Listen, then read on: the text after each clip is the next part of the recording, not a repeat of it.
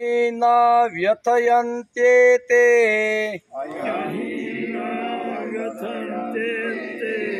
यमि न व्यथयन्त्येते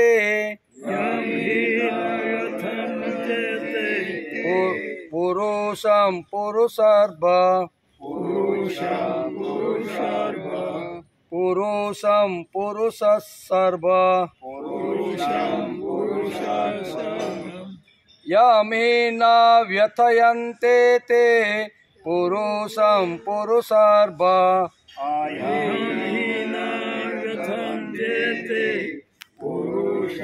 पुरुषार्थ समदुःख सुखं धीरं समदुःख सुखं धीरं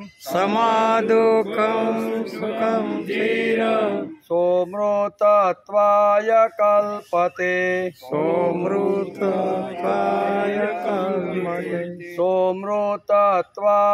कल्पते समदुःख सुखं धीरं सोमृतत्वाय कल्पते समदुःख सुखं धीरं सोमृतत्वाय कल्पते यमि न व्यथयन्ते ते पुरुषं पुरुषार्थ समदुःख सुखं धीरं सोमृतत्वाय कल्पते पुरुषं पुरुषार्थ समदुःख सुखं धीरं सोमृतत्वाय कल्पते नासतो विद्यते भावो नासतो विद्यते भावो नासतो विद्यते भावो नासतो विद्यते भावो नाभावो विद्यते सता नाभावो विद्यते सता नाभावो विद्यते सता नाभावो विद्यते सता नासतो विद्यते भावो नाभावो विद्यते सता नासतो विद्यते भावो नाभावो विद्यते सता उभयोरपि दृष्टान्तो उभयोरपि दृष्टान्तो उभयोरपि दृष्टान्त्व उभयोरपि दृष्टान्तो न यो नस्तत्त्वदर्शभिः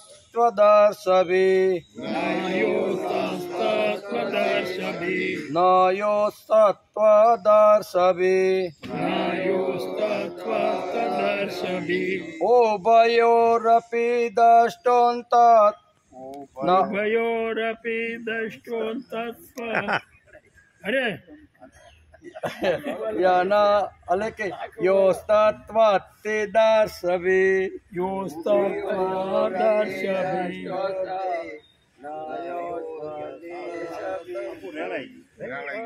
नासतो विद्यते भावो नाभावो विद्यते सता उभयोरपि दृष्टान्ता स्वयोस्तत्त्वत्तदर्शभिः नासतो विद्यते भावो नाभावो विद्यते सता उभयोरपि दृष्टान्तो योस्तत्त्वदर्शिभिः योस्तत्त्वदर्शभिः हरिः ओम् देवसुतं देवा कंसचाणूरमर्दन देवकी परमानन्दं कृष्णं वन्दे जगद्गुरु गुरुर्ब्रह्मा गुरुर्विष्णु गुरुर्देवो महेश्वर गुरुर्साक्षात् परब्रह्म तस्मै श्रीगुरुवे नमः नारायणं नमः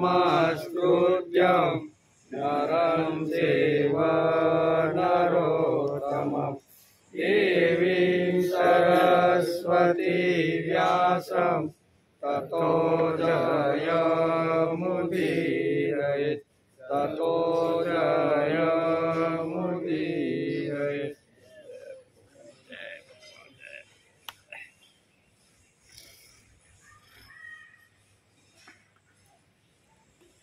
नासतो विद्यते भावो नाभावो विद्यते सत उभयोरपि दृष्टान्तो योस्तत्त्वदर्शिभिः। આજે આપણે શ્રીમદ ભગવદ્ ગીતાની શરૂઆત કરી, એનો 71મો દિવસ છે, બરોબર। 71 દિવસ પહેલાં આપણે આ વડલા નીચે શ્રીમદ ભગવદ્ ગીતાની શરૂઆત કરી હતી। એમાં આજે આપણે આ શ્રીમદ ભગવદ્ ગીતા અધ્યાય બીજો સાંખ્ય યોગનો 16મા શ્લોકનો આજે આપણે અભ્યાસ કરવાનો છે। ગઈકાલે આપણે 15મા શ્લોકનો અભ્યાસ કર્યો હતો। એમાં નહીં વ્યથયંતે પુરુષમ પુરુષ સર્વ એનો વિચાર આપણે ગઈકાલે કર્યો। કેમ કે હે પુરુષ શ્રેષ્ઠ અર્જુન, દુઃખ સુખમાં સમ રહેનારા જે બુદ્ધિમાન પુરુષોને આ માત્રા સ્પર્શ એટલે કે પદાર્થો વિચલિત કે દુઃખી કરી શકતા નથી। એમ કે તે સુખ દુઃખ આપી શકતા નથી, તે અમર થવાને સમર્થ થઈ જાય। જેને સુખ દુઃખ યશ અપયશ જેને સ્પર્શી શકતા નથી અથવા આવે તો જે સહન કરે છે એ માણસ અમર તત્વને પ્રાપ્ત થઈ જાય છે। એનો આપણે ગઈકાલે વિચાર કર્યો હતો। સંસારમાં જે વિષ પી શકે તેને મહાદેવ કહેવાય। કેવા મહાદેવ કોને કહેવાય? દેવના દેવો તો ઘણા છે, બ્રહ્મા વિષ્ણુ, પણ મહાદેવ કોણ? તો કે જે વિષનું પાન કરી શકે અથવા વિષ પી શકે તેને મહાદેવ કહેવામાં આવે છે।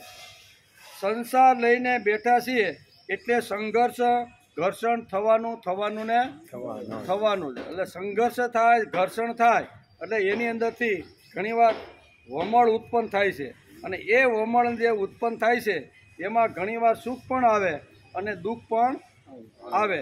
તો સુખ દુઃખને જે સહન કરી અને આગળ વધવાનો જે પ્રયત્ન કરે છે એ અમર તત્વ સુધી પહોંચી જાય છે। અમર તત્વ એટલે મુક્તિ, અમર તત્વ એટલે મોક્ષ। ફરીથી એને આ જગતની અંદર આવવાનું નથી। જેમ જેલમાંથી રાષ્ટ્રપતિને એક કેદી કે ભાઈ તમારે આપવાનું હોય તો તમે મને જેલમાંથી મુક્ત કરો। એકવાર મુક્ત માણસ થઈ જાય તો બધી જગ્યાએ હરીફરી આનંદ કિલોલ કરી શકે છે। એ મુક્તિ એટલે શું? તો ગમે તેવા સુખ આવે, ગમે તેવા દુઃખ આવે, ગમે તેવી પરિસ્થિતિ નિર્માણ થાય, પણ એને જે સહન કરી અને આગળ જવાનો જે પ્રયત્ન કરે છે ને એને અમર તત્વ પ્રાપ્ત થઈ જાય છે। ધીરજ ધરવું એટલે સહન કરવું। જે સહન કરે છે તેને તપ કહેવામાં આવે છે। જે સહન કરે એને શું કહેવાય? તપ કહેવામાં આવે છે, તપ કહેવાય છે। તપનો મહિમા ભારતીય સંસ્કૃતિએ ગાયો છે।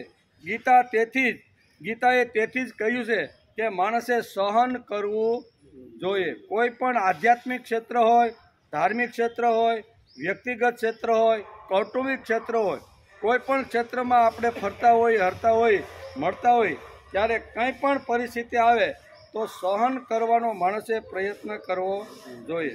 તેથી શ્રીમદ ભગવદ્ ગીતાએ અહીંયા સંસ્કૃતિ એટલે કે ભારતીય સંસ્કૃતિનો મહિમા ગાયો છે કે ભારતીય સંસ્કૃતિની અંદર જે સહન કરે છે તે બધા મહાન થઈ જાય છે।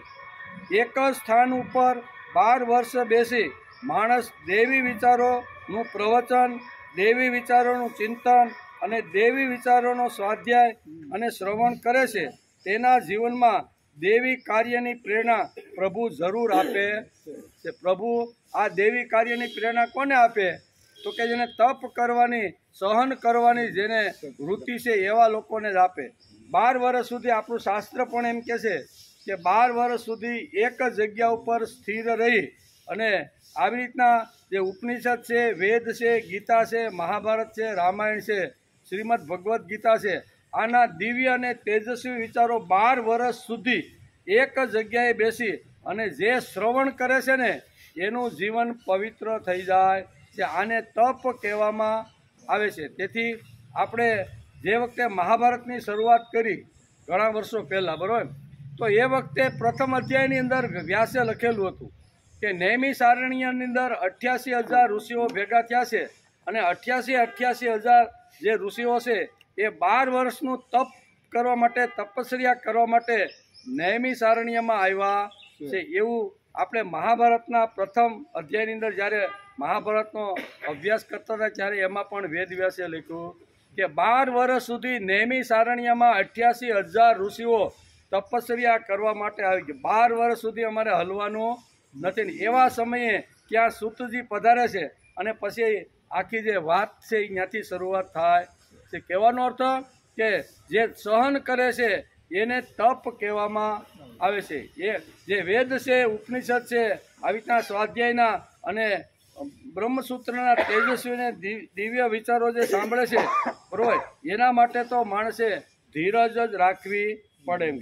તેથી દૈવી કાર્યની પ્રેરણા પ્રભુ જરૂર એને આપે છે. 12 વર્ષ સુધી માણસે એક તપ પૂરું કરવું જોઈએ એમ કે. હજી તો આપણે 18 અધ્યાય અને 700 શ્લોક સુધી જવાનું છે. કેટલું? આપણે શ્રીમદ ભગવદ્ ગીતામાં આજે 71મો દિવસ છે ને, એટલે હજી તો આપણે કેટલા શ્લોક, ઘણા બધા શ્લોક સુધી આગળ જવાનું છે. તેમાં હજી આપણે 63 શ્લોકનો અભ્યાસ કર્યો છે અને 738 શ્લોક હજી તો બાકી. કેટલું તપ કરવું જોઈએ, કેટલી ધીરજ રાખવી પડશે, ઘણી બધી ધીરજ રાખવી પડશે. હજી તો અર્જુન અત્યારે મારે યુદ્ધ કરવું નથી એમ કહીને પાછલી બેઠકે બેસી ગયો છે. એને ઊભો કરીને હાથમાં ધનુષ બાણ ભગવાન લેવડાવવાના છે અને કરીશે વચન સુધી અહીંયા ભગવાન એને પહોંચાડવા માગે છે. તેથી આપણી પણ 600 જોઈએ એમ કે 737 દિવસ એટલે કે શ્લોકો થયા છે. શ્લોકોનો અભ્યાસ કરવા માટે કેટલી બધી ધીરજ જોઈએ. ભગવાને બીજા અધ્યાયના 11 થી 15 એટલે 5 શ્લોકમાં સાયન્ટિફિક લોજિક અર્જુનના પ્રશ્નોનું તર્ક આપણે ભગવાને સમજાવવાનો પ્રયત્ન કર્યો. 11મા અધ્યાયથી ભગવાને તત્વજ્ઞાનની શરૂઆત કરી અને અર્જુનના જે કાંઈ લોજિક અથવા તર્કથી જે કાંઈ પ્રશ્ન પૂછ્યા હતા એ 11મા શ્લોકથી ભગવાને શરૂઆત કરી છે. બીજા અધ્યાયના 11મા શ્લોકથી 15મા શ્લોક સુધી એને જે કાંઈ લોજિક ચલાવ્યું હતું એ 5 શ્લોકની અંદર ભગવાન એને સારી રીતે એને જવાબો આપે છે. આ શ્લોકોનું શ્રવણ કરતાં કરતાં માનવી જીવનમાં કીર્તન ભક્તિનો ભાવ જાગૃત થાય છે. જેમ જેમ આપણે એક એક શ્લોક સમજતા જશું, વાંચતા જશું, અધ્યયના અભ્યાસ કરતા જશું અને એ શ્લોકના સિદ્ધાંતો જીવનમાં લાવવાનો પ્રયત્ન જો કરશું ને તો માણસની અંદર ભક્તિભાવ નિર્માણ થશે. ભક્તિભાવ નિર્માણ થશે અથવા ભક્તિ અને ભાવ જાગૃત થાય છે. કીર્તન એટલે મંજીરા નહીં.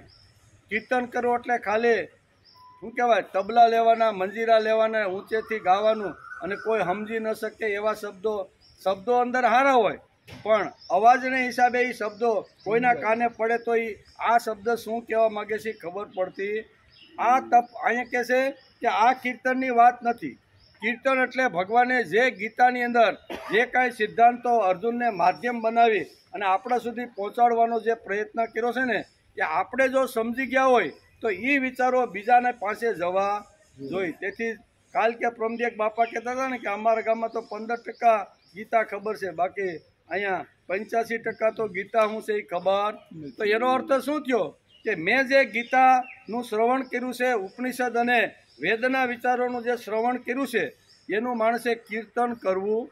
કીર્તન એટલે જે સારું સાંભળ્યું છે એ જેની પાસે સારું નથી એને કહેવાનો પ્રયત્ન કરવો. આને કીર્તન ભક્તિ કહેવામાં આવે છે. કીર્તન ભક્તિ એટલે ઊંચે ઊંચેથી ગાવું, મોટા અવાજથી વાજિંત્રો વગાડવા. એના માટે શાસ્ત્રકારોએ કીર્તન એ સંસ્કૃત શબ્દ છે, એનું ગુજરાતી થાય છે જે ભગવાનની વાણી છે, જે ભગવાનનો વિચાર છે, જે ભગવાને સિદ્ધાંત કીધા છે એ સિદ્ધાંતો અંતિમ માણસ સુધી લઈ જવાનો પ્રયત્ન કરે છે એને કીર્તન કહેવામાં. જ્યાં આ વિચારો પહોંચ્યા નથી, જ્યાં આવી રીતની માનવ જાત રહેશે ને એ માનવ જાત સુધી પહોંચાડવાનો જે પ્રયત્ન કરે છે એને કીર્તન ભક્તિ કહેવામાં આવે છે. એટલે શ્રવણ ભક્તિ કરતાં કરતાં શ્રીમદ ભગવદ્ ગીતાને સમજતા એના શ્લોકોનું શ્રવણ કરતાં માણસની અંદર એક કીર્તન ભક્તિનું આવું એક ઝરણું અંદરથી નિર્માણ થાય છે કે આટલું બધું સરસ મેં સાંભળ્યું છે, અને જેણે સાંભળ્યું નથી અથવા જેના જીવનમાં નથી એને જો આ વાત કહું તો એનું જીવન કેટલું સારું બને. આમ ભક્તિ સમજી અને એની પાસે બેસી અને સારી વાતો જે છે એ કહેવાનો પ્રયત્ન કરે એને શાસ્ત્રકારો કીર્તન કહેવામાં આવે છે. આ શ્લોકનું શ્રવણ કરતાં માનવી જીવનમાં કીર્તન ભક્તિનો ભાવ જાગૃત થાય છે.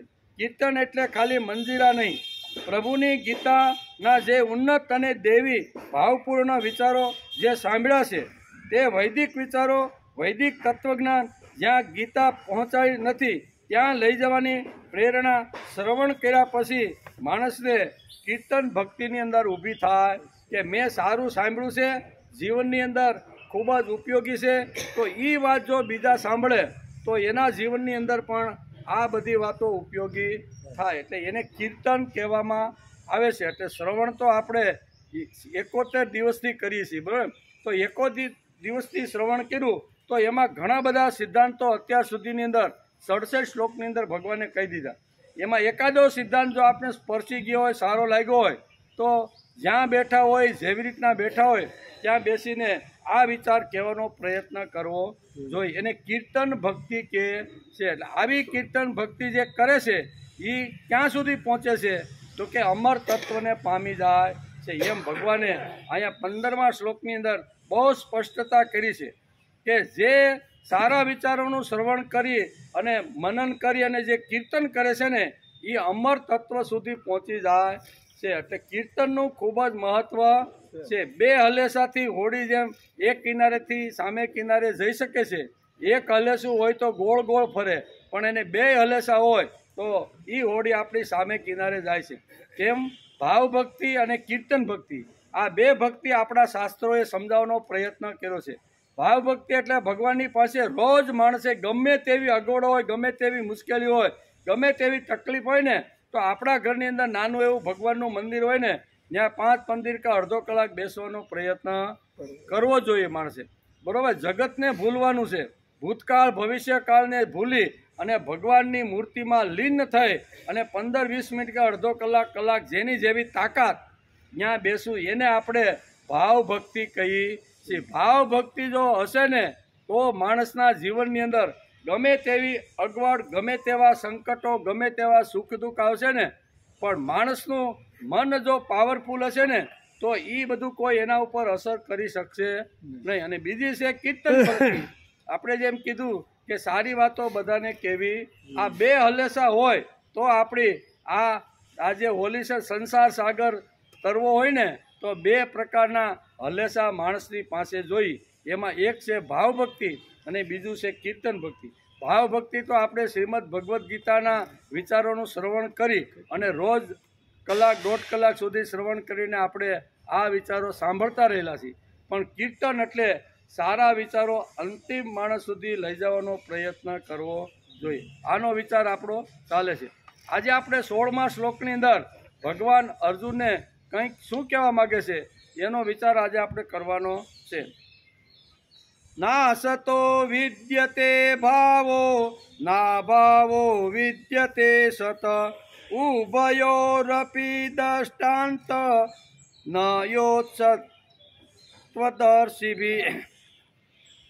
અસત એટલે અસત નો તો, ભાવ એટલે સત્તા, ન વિદ્યતે એટલે વિદ્યમાન નથી, તું એટલે અને, સત એટલે સતનો, અભાવ એટલે અભાવ, ન વિદ્યતે એટલે વિદ્યમાન નથી. તત્વદર્શિભી એટલે તત્વજ્ઞાની પુરુષોએ, તત્વદર્શી એટલે તત્વજ્ઞાની જે છે તત્વદર્શી પુરુષોએ.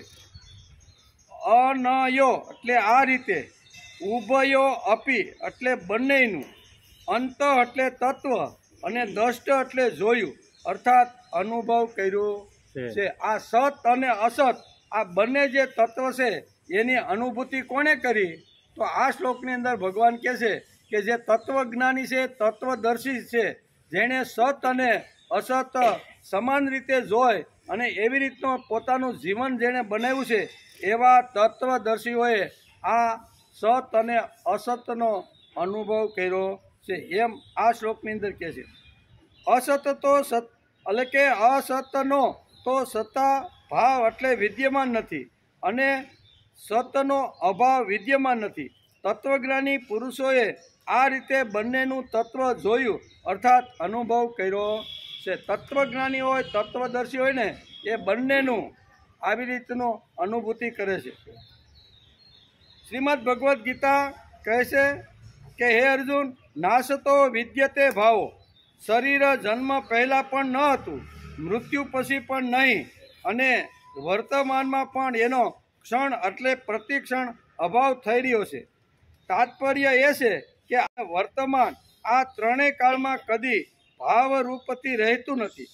આથી આ અસત છે. શરીરનું વર્ણન કરતા ભગવાન અર્જુનને કહે છે કે હે અર્જુન, આ શરીર ભલે અત્યારે આ શરીર હું ને તું લઈને આવ્યા છે, થોડા સમય સુધી આ શરીર રહે, પછી આ શરીર પણ નાશ થવાનો છે.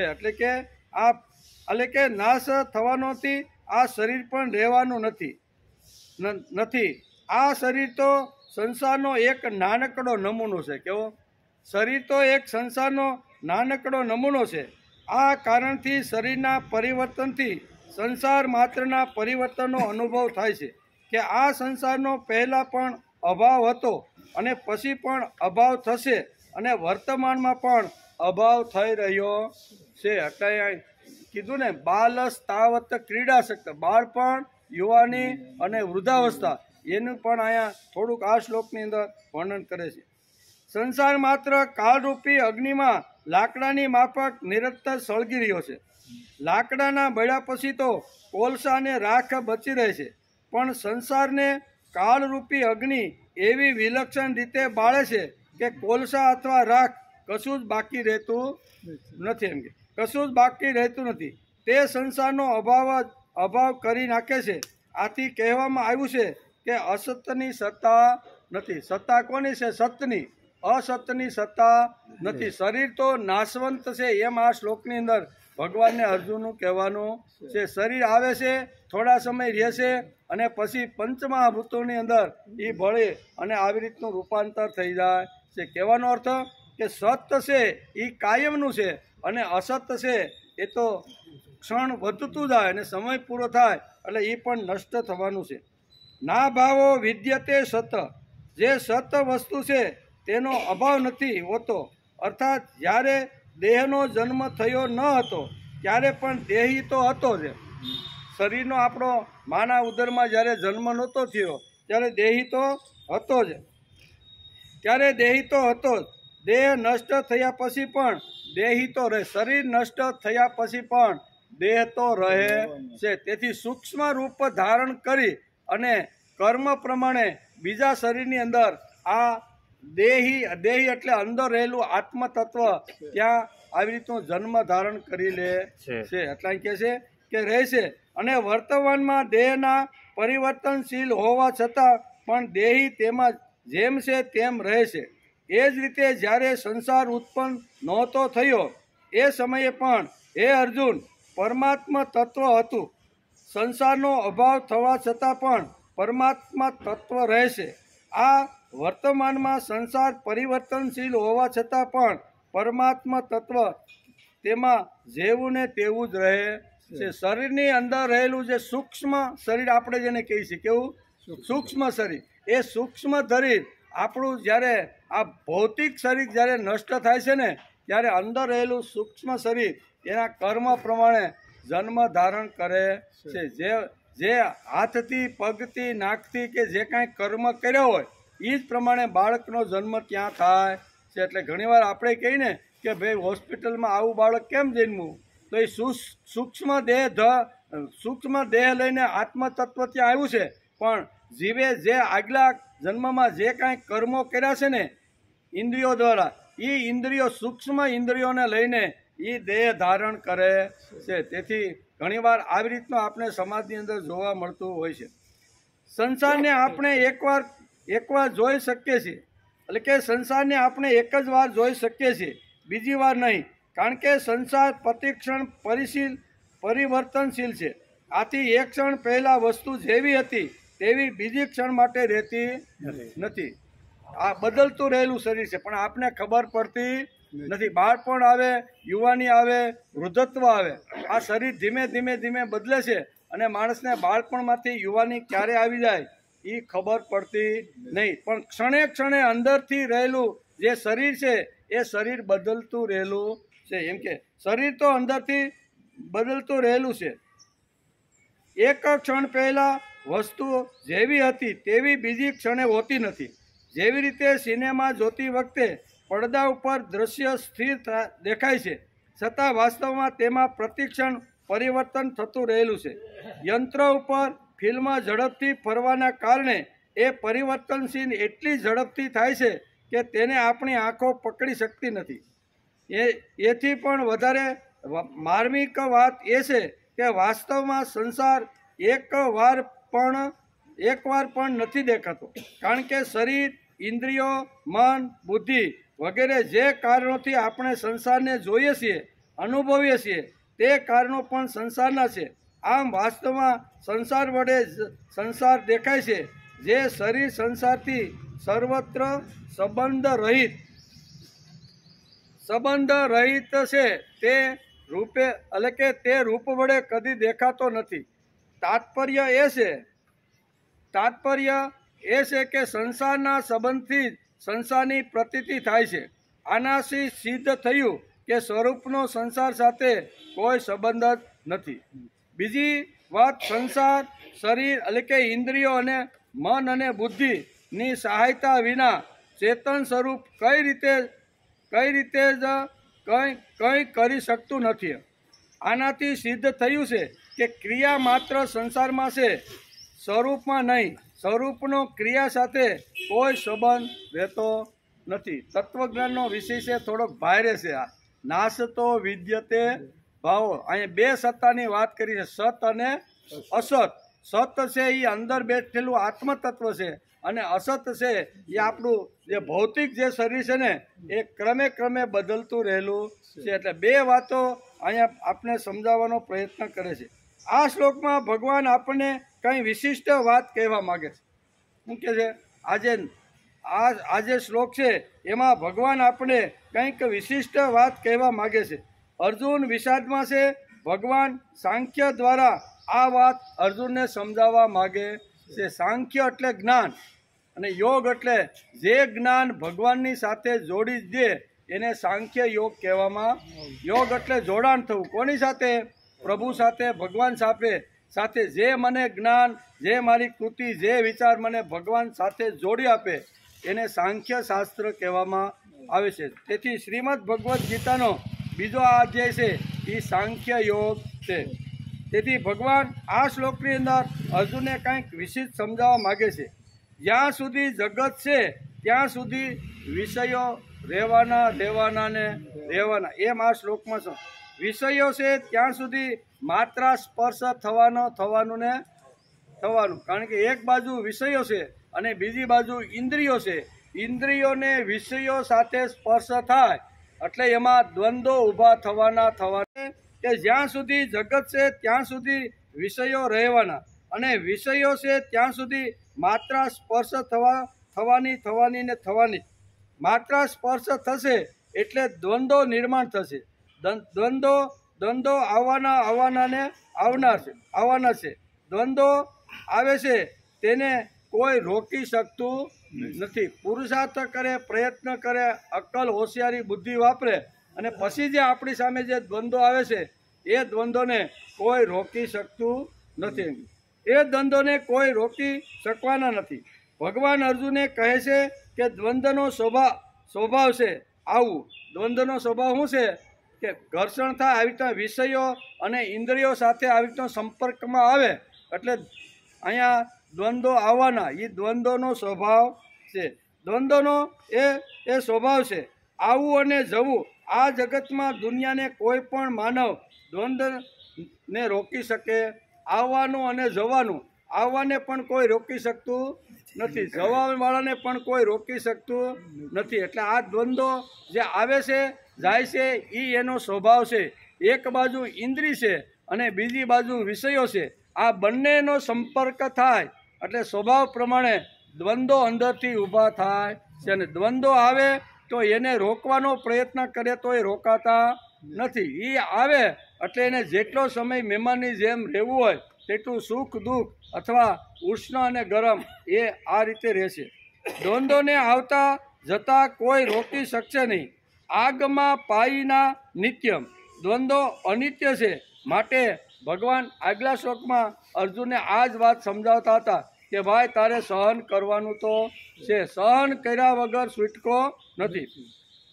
જો આટલું થઈ જાય તો આપણે આપણા જીવનના લક્ષ્ય એટલે આપણું જીવનનું જે વ્રત છે, સંકલ્પ છે, આપણે જે ધ્યેય નક્કી કર્યું છે તેમાંથી આપણે ચલિત થઈ જશું નહીં. એકવાર આ દ્વંદ્વોને માણસે ઓળખી લીધા કે આ તો મહેમાનની જેમ આવે અને જાવે છે, તેથી આપણા મન ઉપર એને દુઃખ લાવવાનું કોઈ કારણ. એકવાર આ વસ્તુ જો આપણા જીવનની અંદર આવી જાય તો આપણે જે કાંઈ વ્રત, આપણે જે કાંઈ સંકલ્પ, આપણે જે કાંઈ આવી રીતનો દ્રઢ નિશ્ચય જે કર્યો છે ને એ દ્રઢ નિશ્ચયને કોઈ રોકી શકશે નહીં. નહીં તો બેસી જશે. થોડુંક દ્વંદ્વ આવે એટલે કે ભાઈ આજે કાંઈ જવું નથી, આજે તો 45 ડિગ્રી સુધી ગરમી પહોંચી ગઈ છે અને ત્યાંથી આવતા આવતા 11:30 12 થઈ જાય બાપલિયા, આપણે હવે ઘર બહાર નીકળવું. ઘણીવાર આવી રીતનું જો વ્રત ન હોય, સંકલ્પ કર્યો ન હોય કે ગમે તે પરિસ્થિતિમાં મેં જે વ્રત લીધું છે, સંકલ્પ કર્યો છે, દ્રઢ નિશ્ચય કર્યો છે એને હું પકડીને બેસીશ, આવો સંકલ્પ કરે તો પછી દ્વંદ્વો એનું કાંઈ બગાડી શકતા નથી. એમાં કેવું છે, જો આટલું થઈ જાય તો આપણે આપણા જીવનમાં લક્ષ્ય, વ્રત અથવા સંકલ્પ અથવા જે દ્રઢ નિશ્ચય કર્યો છે, જે ધ્યેય નક્કી કર્યું છે તેમાંથી આપણે ચલિત થશું નહીં. માણસનું કોઈ ધ્યેય, વ્રત, નિયમ ન હોય તો કોઈ પ્રશ્ન જ નથી. કોઈ નિયમ ન હોય તો વ્યતીત થવાનું કોઈ કારણ.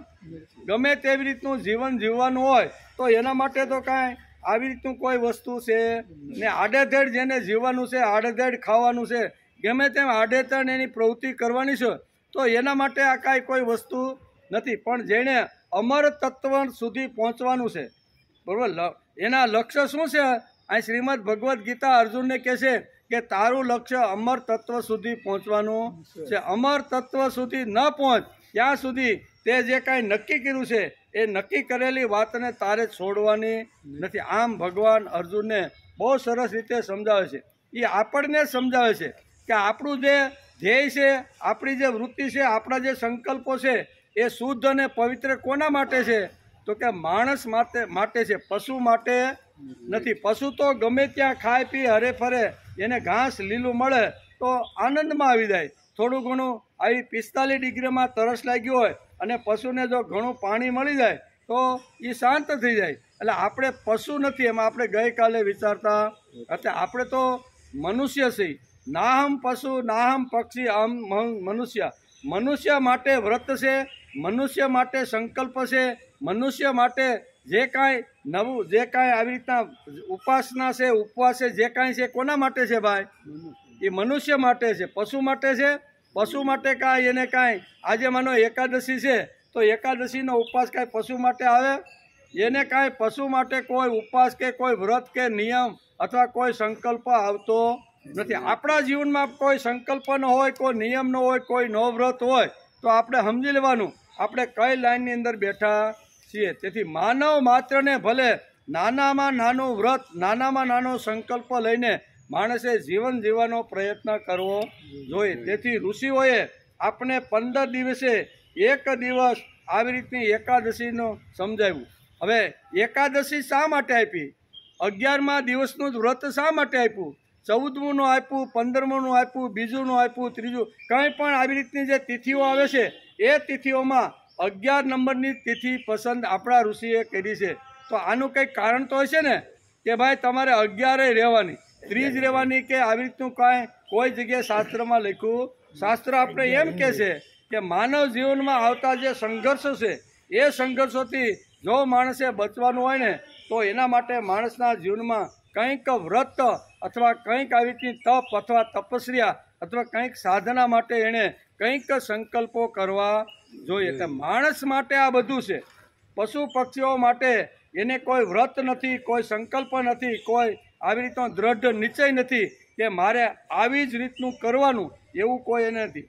શ્રીમદ ભગવદ્ ગીતાની અંદર પણ ભગવાન આ એટલે કે ન વિદ્યતો ભાવે એમ કરીને સમજાવવાનો પ્રયત્ન કરે છે કે માનવ જન્મ લીધો એટલે અહીંયા વિષયો અને ઇન્દ્રિયોનો સંપર્ક થવાનો એનાથી માત્ર સ્પર્શ ઊભું થવાનું અને એમાંથી દ્વંદ્વ નિર્માણ થાય, અને દ્વંદ્વ નિર્માણ થાય તો એ માણસે કાં તો સુખ આપે છે કાં તો દુઃખ આપે છે, પણ એમાં જે વિચલિત થતો નથી.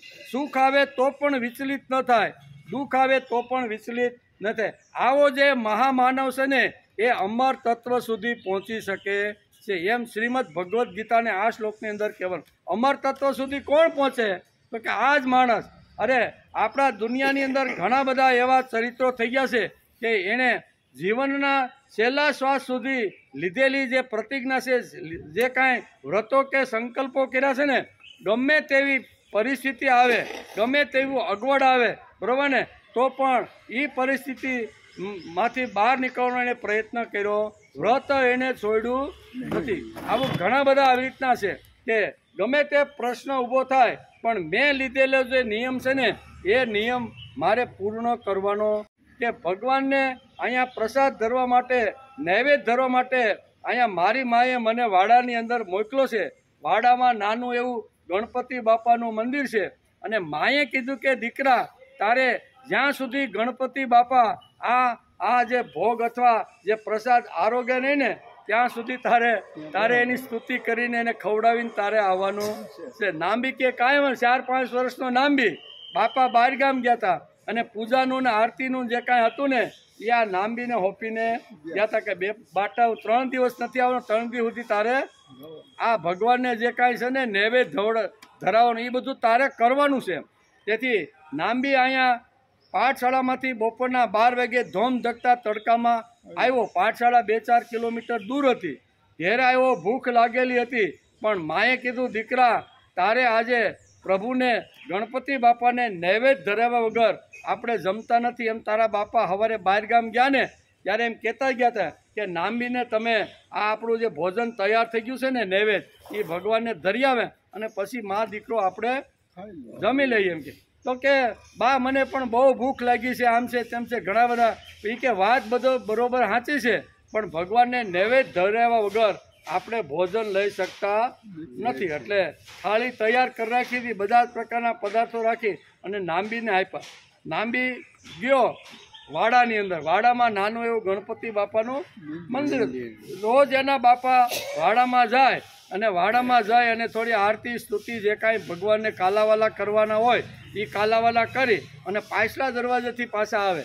પાછલા દરવાજાથી આવે ત્યાં એક ગાયની ગૌશાળા 2-3 ગાયો બાંધેલી હતી. એટલે ભગવાનને જે નૈવેદ્ય ધરાવ્યો હોય એ બધા ગાયને રોટલી કે જે કાંઈ હોય ને એ રોટલી આપી અને પાછો ઘરમાં આવે. ત્યારે નાંબી જોતો દરરોજ એ કે મારા બાપા દરરોજ નૈવેદ્ય ધરવા માટે જાય છે, લઈને જાય છે બધું રોટલીની, અને આવે છે ત્યારે ખાલી હાથે આવે છે. તે ગણપતિ બાપાને ખવડાવતા તો હોય છે. આજ મારી માએ મને આ કામ હોપ્યું છે. મારે પણ ગણપતિ બાપા જ્યાં સુધી જમે નહીં ને ત્યાં સુધી આ મારો દ્રઢ નિશ્ચય છે, સંકલ્પ છે કે મારે જમવું નથી ને મારે ઘરમાં પાછું આવવું. આવો દ્રઢ સંકલ્પ, દ્રઢ નિશ્ચય એકવાર માણસ લઈ લે, અને એ નિશ્ચયને એ વ્રતને જો માણસ વળગી રહે ને તો 100% ભગવાન એને દર્શન આપે છે. એટલું જ નહીં પણ એના હાથનું ભોજન પણ આરોગી લે છે. આ તો ગણપતિ બાપા ભાઈ, બરોબર ને, આ તો આરસ પાણની મૂર્તિ, અને એની સામે તો નાંબી અહીંયા 2 હાથ જોડીને કાલાવાલા કરવા લાગ્યો. એમ કરી અને ભગવાનની ઘણી બધી સ્તુતિ કરે છે. કઈ સ્તુતિ કરી? વિઘ્નેશ્વરાય વરદાય સુરપ્રિયાય લંબોદરાય સકલાય જગદ્વિતાય નાગાનનાથ શ્રુતિયજ્ઞ વિભૂષિતાય ગૌરીસુતાય ગણનાથ નમો નમસ્તે. 4-5 વર્ષનો નાંબી બાળક ભગવાનને 2 હાથ જોડીને સ્તુતિ કરે છે કે હે ભગવાન, આજે મારા પિતા બહાર ગયા છે, મારી માએ મને પિતાનું જે કાર્ય હતું એ પૂરું કરવા માટે મોકલો છે. તેથી ભગવાન તમે જમી લ્યો.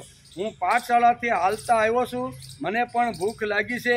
એકવાર જો તમે જમી લ્યો ને તો જ મારી માએ કીધું છે કે પહેલાં ભગવાનને જમાડ અને પછી આપણે બે જમીએ. એટલે તમે જ્યાં સુધી નહીં જમો ત્યાં સુધી હું ભગવાન ભૂખ્યો રહેવાનો. હવે એ તો પથ્થરના ભગવાન, અત્યાર સુધી બાપાએ 60 વર્ષ સુધી કદાચ એની પૂજા કરી છે, પણ એ પથ્થરનો ગણપતિ કોઈ દી પીગળ્યો નથી. રોજ આવે, આરતી કરે, ભગવાનને ધરે અને વધેલું પાછું ગાયોને આપીને પાછું ગરવા આવે. એમાંથી એક દાણો પણ ઓછો કર્યો નથી. એ નામીને ખબર નહોતી. નામીને એમ કે રોજ મારા બાપા ભરેલી થાળી લઈને જાય છે અને ખાલી થાળી લઈને આવે છે, એટલે ગણપતિ બાપા તો જમી જ લેતા. આ ભાવનાથી પણોઠી વાળીને નાંબી બેસી ગયો.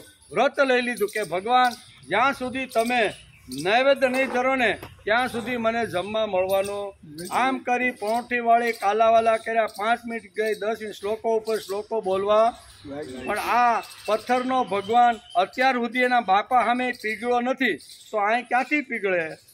અહીંયા પછી વિચાર કરે છે. અડધો કલાક થઈ ગયો, પરસેવાથી રેબઝેબ થઈ ગયો, 45 ડિગ્રી તાપમાંથી પાઠશાળામાંથી આવેલો.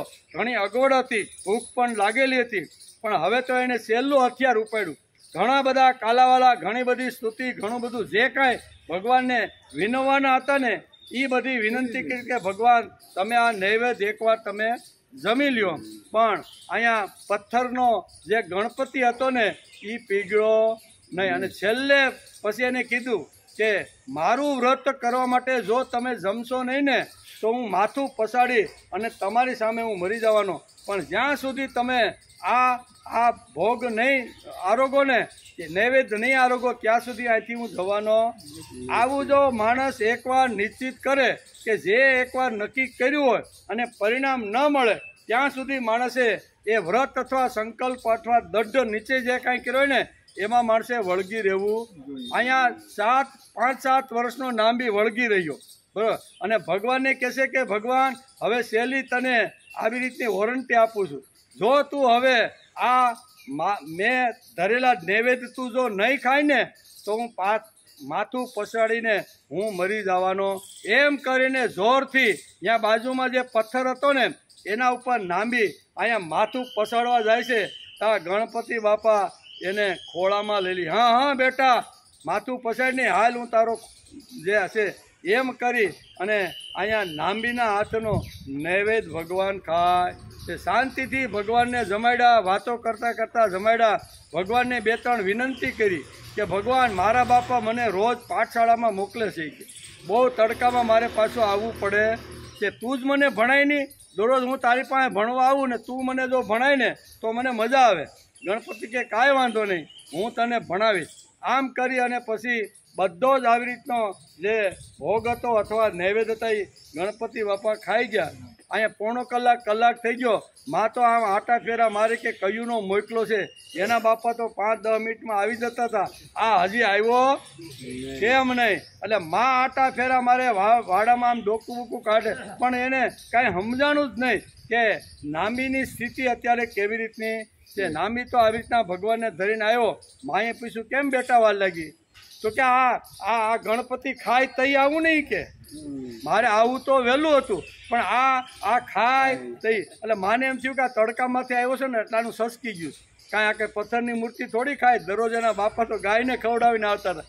એ કે આનું સસકી ગયું લાગે, હાલ બેસી જા.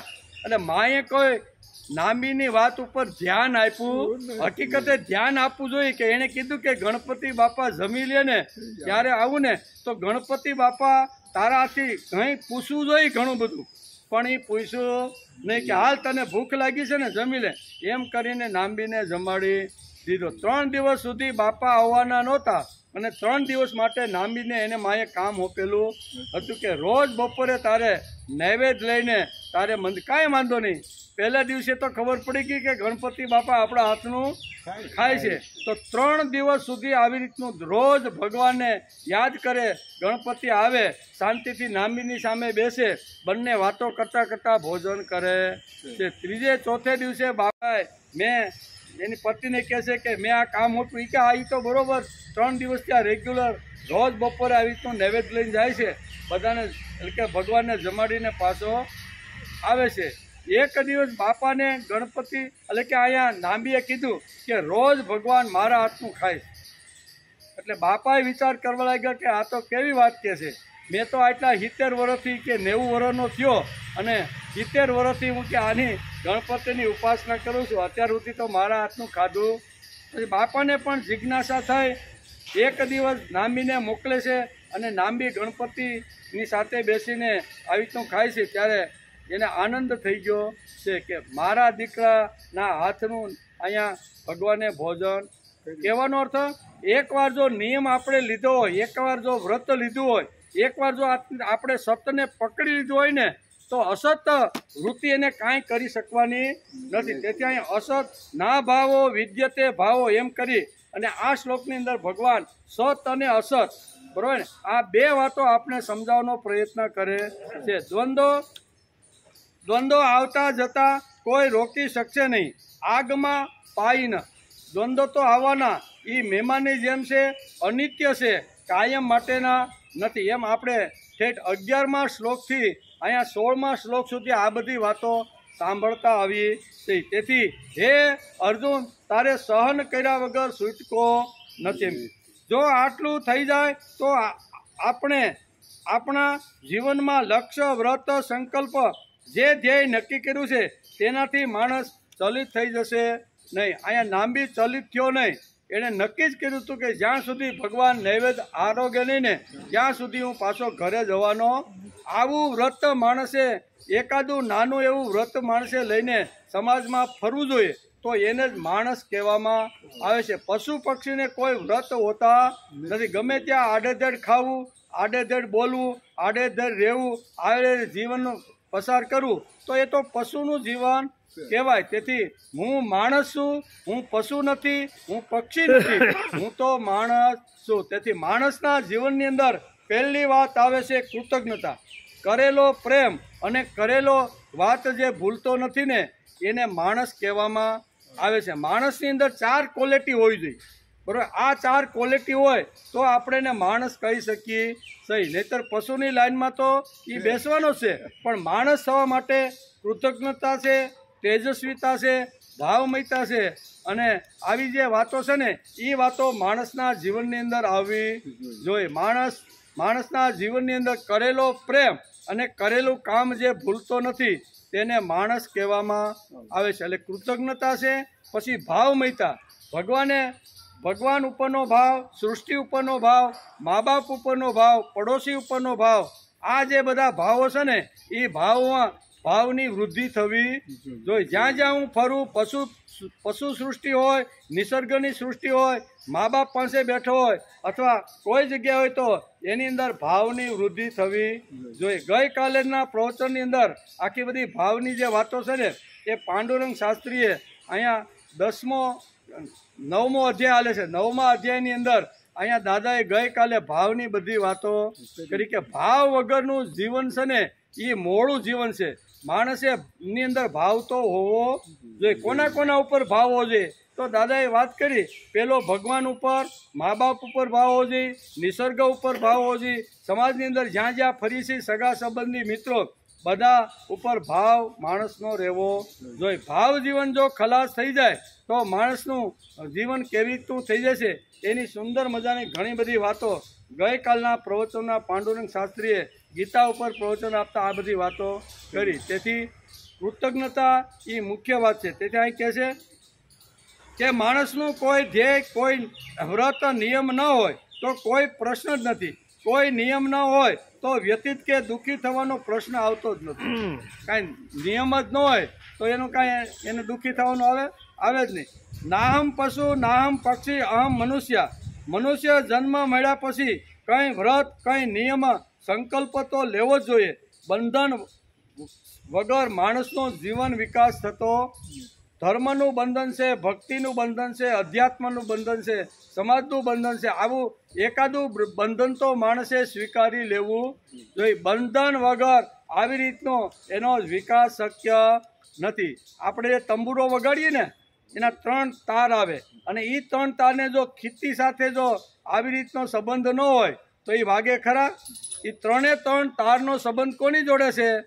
ખીટી. 3 ખીટી ખોડેલી છે, એમાં ખસકીને માણસી વાયર બાંધે અને પછી જો વગાડે તો એમાંથી સારે ગમ પદ્ધનિશા સુંદર મજાના સૂરો નીકળે છે. એમ માણસના જીવનની અંદર જો સૂર નીકળવાનો હોય, સૂર કઢાવવાનો હોય ને, તો એને પણ જેમ તંબુરાને ખીટીનું બંધન છે, એમ માણસે અધ્યાત્મનું, ભક્તિનું, સંસ્કૃતનું, સાંસ્કૃતિક વિચારધારાનું કોઈ પણ બંધન માણસે સ્વીકારવાનો પ્રયત્ન કરવો જોઈએ. ભલે અમે આધુનિક યુગની અંદર જન્મ્યા છીએ, અમને કદાચ આવું અધ્યાત્મ ભક્તું ફાવે નહીં, તો પાંડુરંગ શાસ્ત્રી ઘણીવાર કહે છે કે તમારે ઘરે જે પેપર આવે છે ને, એ પેપરનો અગ્રભાગ તમારે વાંચી અને પછી તમારે કાર્યની ભલે તમે એ વાંચો, પણ એવું કાંઈક નાનું એવું વ્રત તો માણસે લેવું કે પેપરની અંદર જે અગ્રલેખ આવે છે ને, એ અગ્રલેખ વાંચ્યા વગર હું સાંજે સૂઈશ ને, આવું પણ વ્રત માણસે લેવું જોઈએ. કહેવાનો અર્થ કે વ્રત વગર,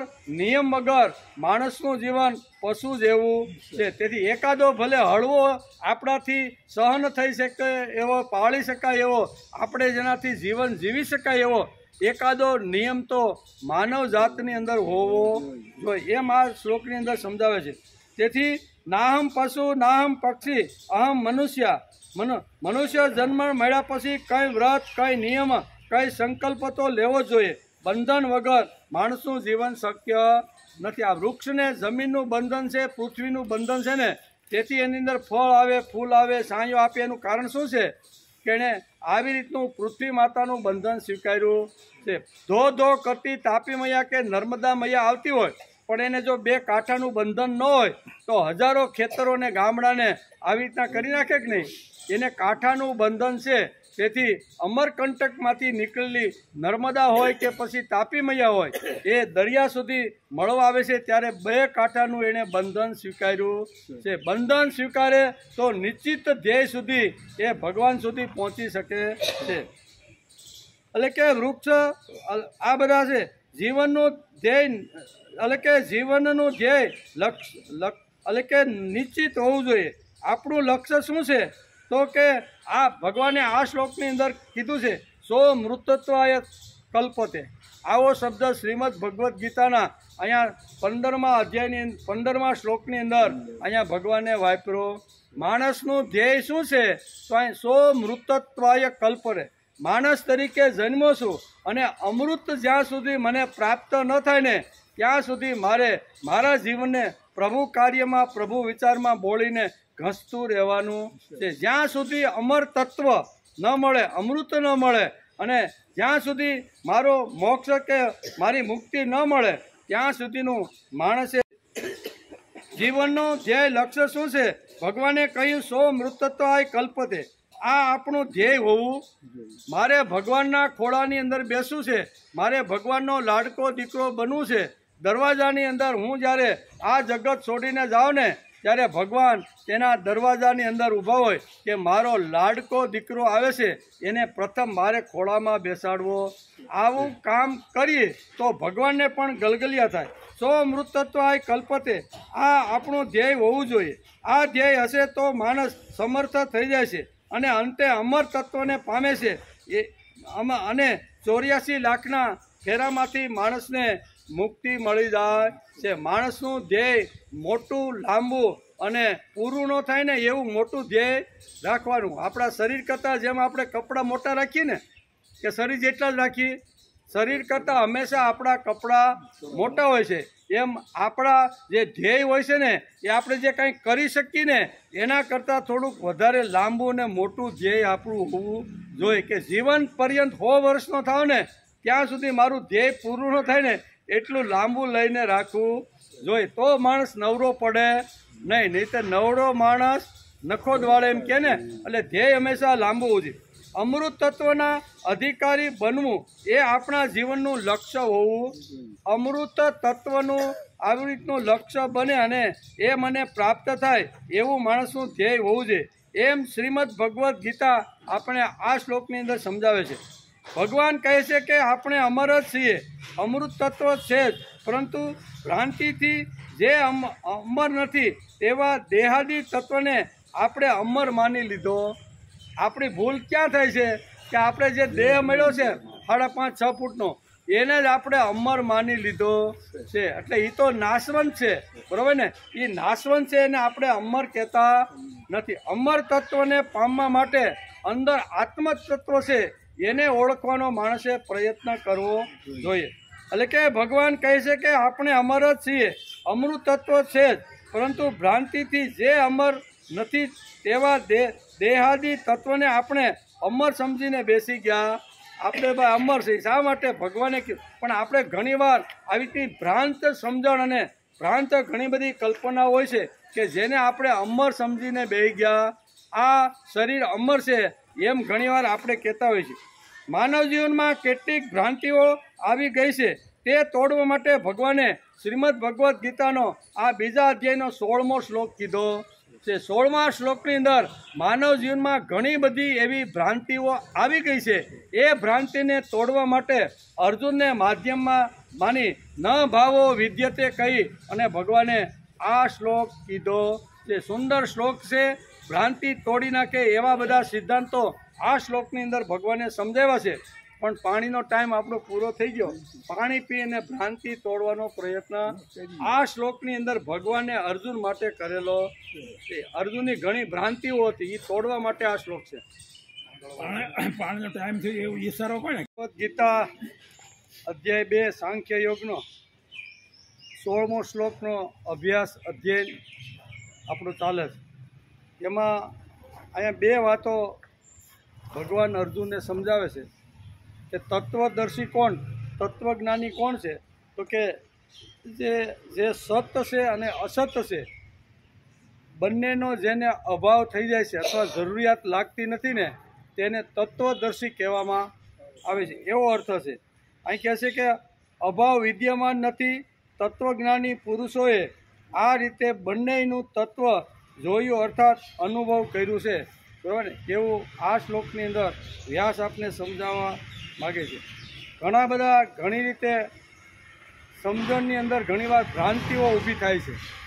એ ભ્રાંતિ દૂર કરવા માટેનો આ શ્લોક ભગવાને અર્જુનને કીધો છે. કેવી ભ્રાંતિઓ છે? તો કે માનવ જીવનમાં કેટલીક ભ્રાંતિઓ આવી ગઈ છે તે તોડવા માટે ભગવાને આ શ્લોક કહ્યો છે. કેટલી ભ્રાંતિ છે? તો ઘણા પ્રકારની અલગ અલગ ભ્રાંતિઓ આપણે સમાજની અંદર પ્રચલિત થઈ ગઈ છે.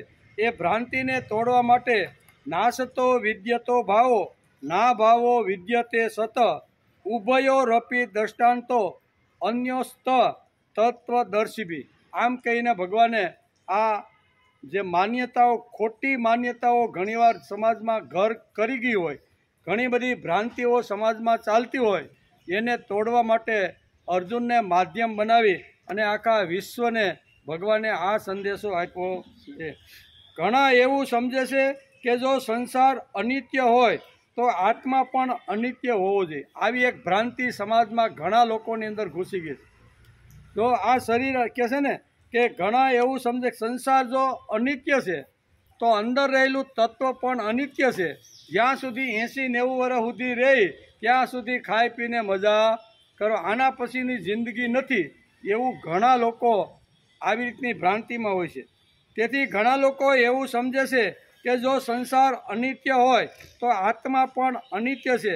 આ આપણી ભ્રાંતિ છે. ભ્રાંતિ જ કહેવાય ને. આત્મા તો અમર છે, એને કોઈ શું કહેવાય પાણી ભીંજવી શકતું નથી, અગ્નિ બાળી શકતો નથી. આવું આપણું જે અંદર રહેલું જે ચૈતન્ય તત્વ છે એને કોઈ વસ્તુ લાગુ પડતી નથી. પણ ઘણા લોકો એમ કહે છે કે સંસાર અનિત્ય છે તો અંદર રહેલું તત્વ છે ને એ પણ અનિત્ય જ હોવું જોઈએ. જેમ પ્રાણ નીકળ્યા પછી શરીરને બાળી દેવામાં આવે છે એ પછી અહીંયા અંદર રહેલા તત્વનું કોઈ મહત્ત્વ નથી, એમ ઘણા લોકો સમજે છે.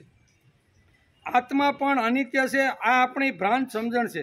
ઘણા લોકો એવું સમજે છે કે આ શરીરનો નાશ થવાનો છે, સાથે સાથે આત્માનો પણ નાશ થઈ જાય, એટલે આના પછીનું જીવન નથી. ચારવાક જેવા ઘણા બધા લોકો એમ કહે છે કે આ જિંદગી છે ત્યાં સુધી જીવન છે, આ જિંદગી પૂરી થાય પછી કોઈ આગળનું કોઈ જીવન નથી. આપણી શ્રીમદ ભગવદ્ ગીતા અને આપણા શાસ્ત્રો એમ કહે છે કે આના પછીનું પણ જીવન છે જ.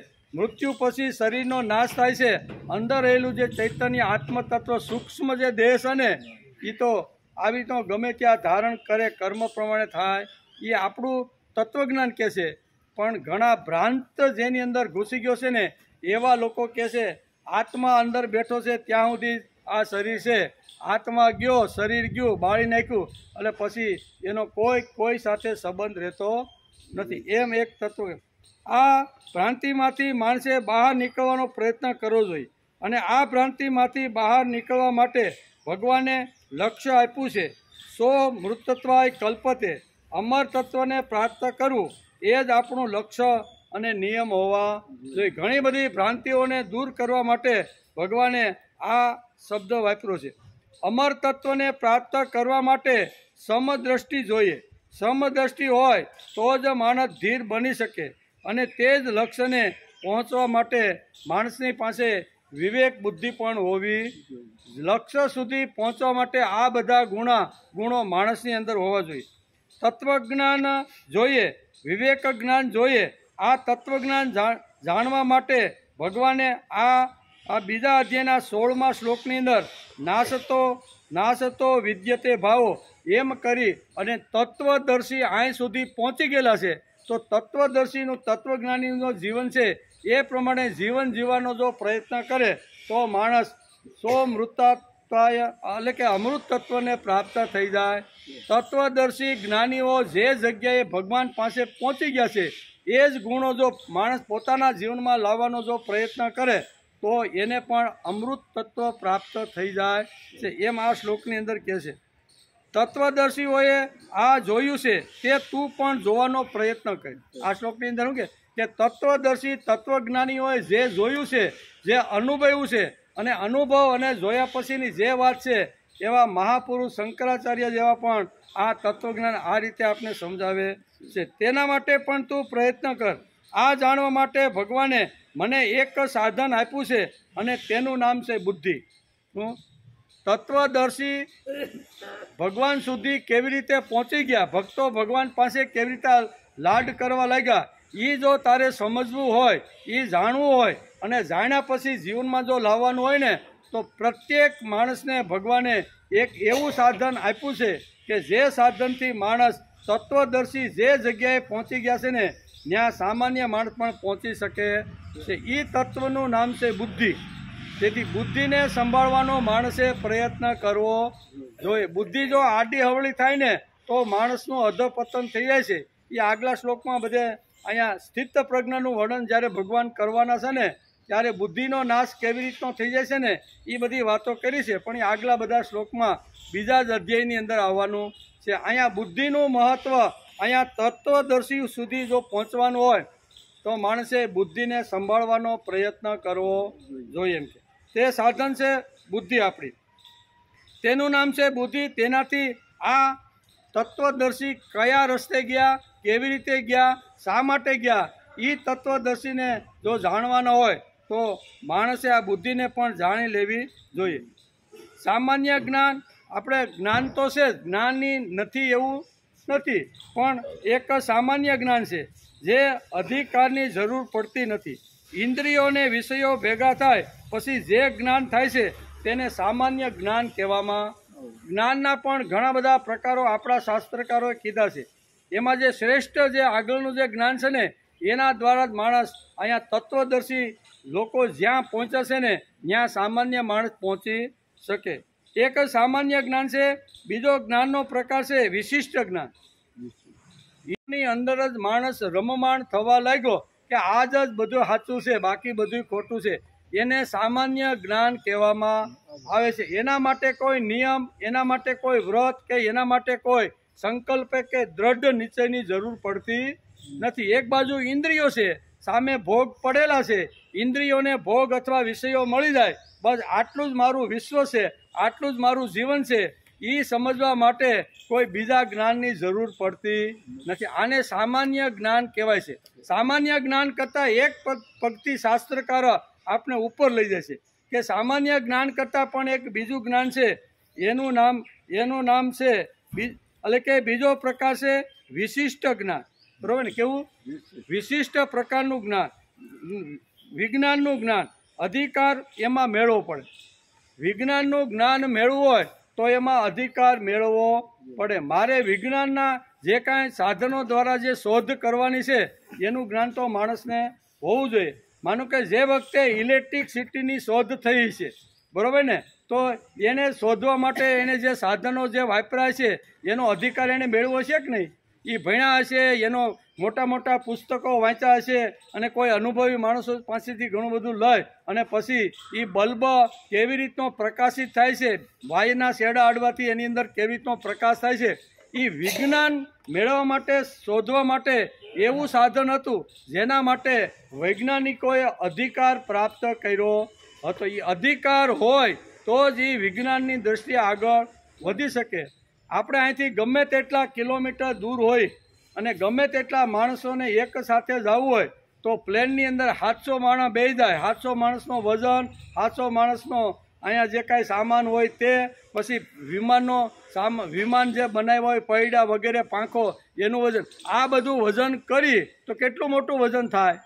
પણ માણસે એકવાર એવું નક્કી કર્યું કે મારે આ સંશોધન કરી અને જેમ પક્ષી આકાશમાં ઉડે છે ને એમ મારે માણસને પણ આકાશની અંદર ઉડાડવો છે. તો એ અધિકાર એને પ્રાપ્ત કરવો પડે.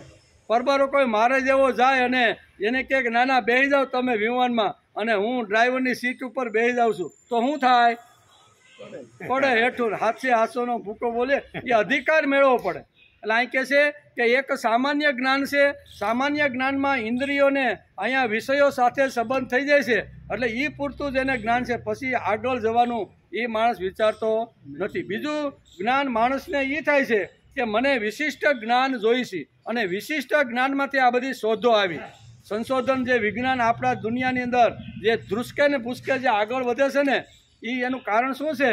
તો કે માણસે એક વિશિષ્ટ પ્રકારનું જ્ઞાન લેવાનો એણે પ્રયત્ન કર્યો. જો આવી રીતનું પક્ષી જો આકાશમાં ઉડી શકતું હોય અને માછલી પણ જો સમુદ્રમાં તરી શકતી હોય તો હું સબમરી બનાવીને અહીંયા સમુદ્રના પેટ સુધી ન જઈ શકું? તેથી સબમરી બનાવી અને માણસ સમુદ્રના તળિયા સુધી ગયો અને આવી રીતના પક્ષીઓને જોઈ, પાંખો ફડફડાવીને આકાશમાં ઉડતા જોયા, ત્યારે માણસે પ્લેનની શોધ. આ બધો અધિકાર જ્યારે મળે છે ત્યારે એને વૈજ્ઞાનિક કહેવામાં આવે છે અને એ વૈજ્ઞાનિક જ્યારે શોધ કરે છે ત્યારે એને વિજ્ઞાન કહેવામાં આવે છે. એટલે આ વિજ્ઞાનની જે કાંઈ શોધો થઈ છે ને એ વિશિષ્ટ જ્ઞાન મેળવ્યા વગર થતી. હું ને તમે જો એ બધું કરવા જાય તો શું થાય? કેટલાય લોકોના જાન આપણે ગુમાવી દે. પણ અહીંયા ધીમે ધીમે ધીમે વિજ્ઞાન અહીંથી આજે 10,000 કિલોમીટર બેઠા હોય કે 11,000 કિલોમીટર બેઠા હોય પણ જે વાત ત્યાં થાય છે એ પ્રત્યક્ષ આપણે એને ચહેરા સાથે સાંભળી શકીએ છીએ અને જોઈ શકીએ છીએ, બરોબર ને? નહીંતર નથી વાયર, નથી કોઈ વસ્તુ છે એમાં. પણ આ એક વિજ્ઞાનની શોધ છે કે વિજ્ઞાને એક એવું યંત્ર બનાવ્યું અને એ યંત્રના માધ્યમથી એ જે તરંગો ત્યાં જે ઉત્પન્ન થાય છે એ જ તરંગો 10,000 કિલોમીટર સુધી એના એ તરંગો એના આવા સાધનની અંદર જઈને આવી રીતના હંગરાઈ જાય છે અને પછી આપણે બટન દબાવીએ એટલે તો આપણે ગમે તેવા આવી રીતના ભાષણો, ગમે રીતનું સિરિયલો ગમે જોઈ છે. એનું કારણ શું છે? એનું કારણ વિજ્ઞાન છે. એટલે એક સામાન્ય જ્ઞાન છે અને એના કરતાં થોડું કંઈક બીજું ચડિયાતું જ્ઞાન છે. એને વિજ્ઞાન એટલે કે વિશિષ્ટ પ્રકારનું જ્ઞાન કહેવામાં આવે છે. બીજો પ્રકાર છે વિશિષ્ટ જ્ઞાન.